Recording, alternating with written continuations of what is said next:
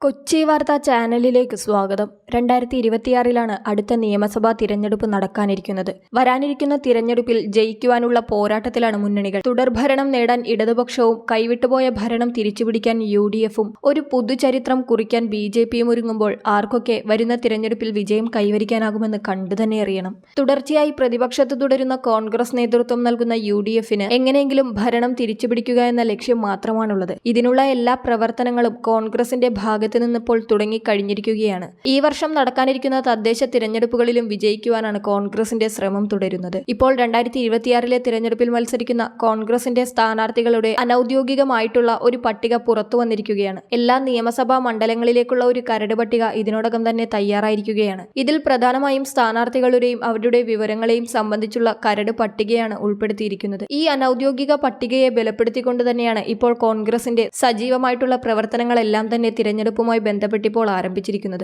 വർക്കലയെ സംബന്ധിച്ച് കോൺഗ്രസിന്റെ സാധ്യതാ പട്ടിക പരിശോധിക്കുമ്പോൾ വർക്കല കഹാർ തന്നെയായിരിക്കും വീണ്ടും ഇത്തവണയും അവിടെ സ്ഥാനാർത്ഥിയാവുക എന്ന സൂചനയാണ് പുറത്തുവരുന്നത്.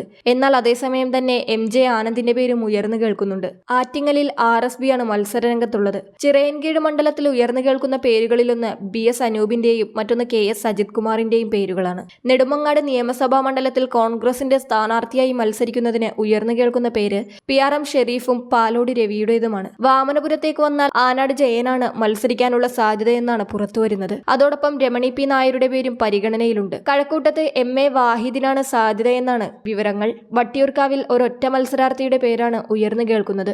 അത് K. മുരളീധരന്റെ പേരാണ്.